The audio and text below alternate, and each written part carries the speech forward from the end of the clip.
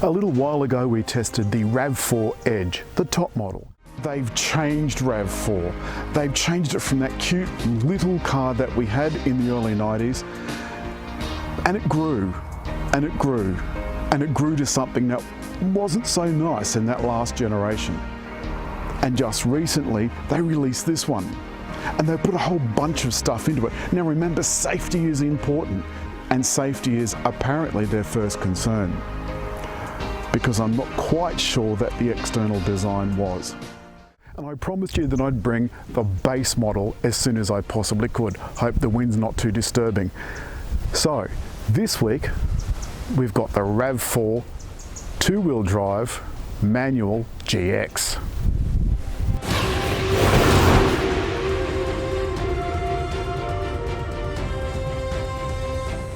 There's about $18,000 between the top one, the Edge, and this one, the GX. The GX still gets lots of great stuff. It still gets those full LED automatic headlights. So they come on at night, and they've got an automatic high beam function as well. The main difference with this car is it's two-wheel drive instead of all-wheel drive, and it's petrol with about 20 less kilowatts roughly, and about 40 less Newton meters. The truth is that most people, given the choice, will get an SUV with two-wheel drive. This one drives the front wheels. The other thing you miss out on is smart entry, so you've got to get the key out of your pocket and operate it with the buttons. And around the back, you also miss out on things like the electric tailgate.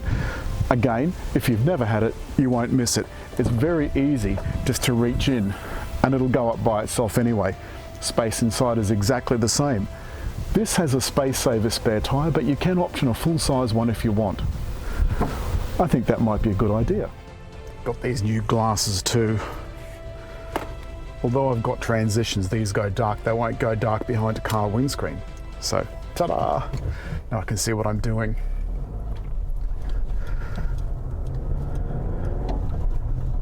The first thing you notice about this manual is that it's incredibly easy to drive. Very, very easy. No different to driving an automatic in many ways. Although a lot of people have been scared off manuals, and some people just don't like driving them because it's extra trouble in traffic, and there's no doubt that it is extra trouble in traffic. But the clutch is unbelievably,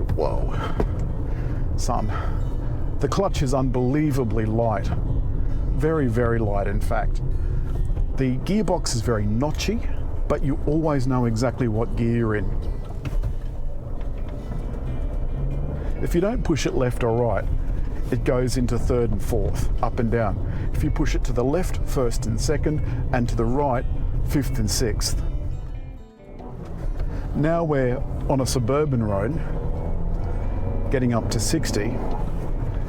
It's when you first notice that you really have to work the gears. The other thing that you notice is that the base model RAV4 is a little noisier on the road than the Edge. But apart from that, it's the same everything. The same electric power steering, still has 11 meters from curb to curb. There's still Apple CarPlay and Android Auto, the same 8-inch touchscreen tablet. And there's more too. Toyota hasn't skimped on the safety gadgets. Some brands, in the base models, you miss out on all the really good stuff. There are one or two things this car doesn't have simply because it's a manual. It still has active cruise control, but obviously it doesn't have Q Assist. It can't have Q Assist because you've got to use a clutch. It also has active lane control and AEB. Here's the full list of safety features in Toyota Safety Suite. But the main differences between this and the top Edge are the nifty orange highlights. This cabin, by comparison, looks a little bit drab. It's got a 4.2-inch screen between the dials, and that's where you set some of the settings and so forth. It's also where you'll find a digital speedo. And I like a digital speedo. There's nothing more precise than being able to look up and see exactly what speed you're doing. There's no heads-up display, obviously, but there is blind spot monitoring, part of Toyota's Safety Suite.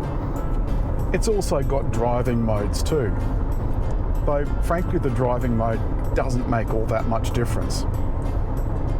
You can get the wheels to chirp when you take off, and again down on the center console you'll notice that the air conditioning isn't dual zone climate control. Oh no, this one is just plain old manual. You control the temperature by means of a dial. It's not set to a particular degree, just hot or cold, and the fan you control with the other knob. The ride, I can't notice much of a difference between this and the top model, the Edge.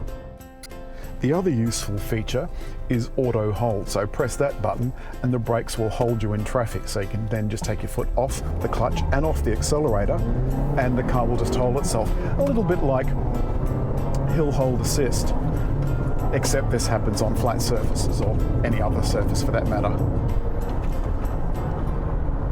I'll just get us up to speed.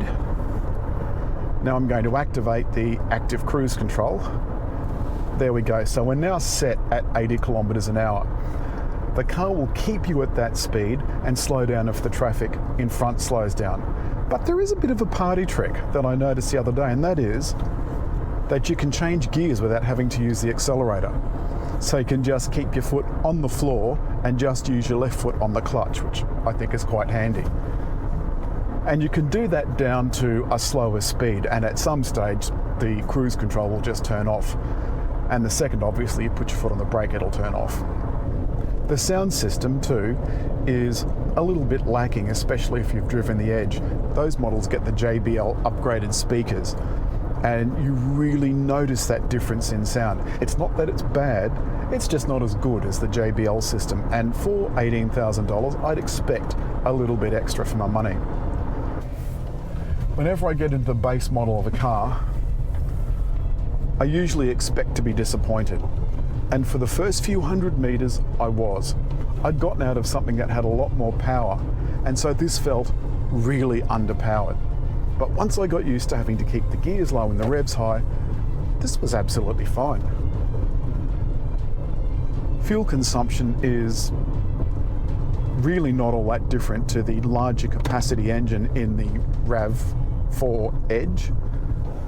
Because the two cars are so similar, the GX and the Edge, I'm not going to do a full review on this, but I will put a link in the comments below to the RAV4 Edge review that I did a little while ago. Once the coronavirus epidemic is over, we'll get back to doing full long distance reviews. That's it for this week. RAV4, two-wheel drive, petrol, manual. If you've liked the film, as always, leave a comment below and please hit like. Don't forget, hit just there to subscribe.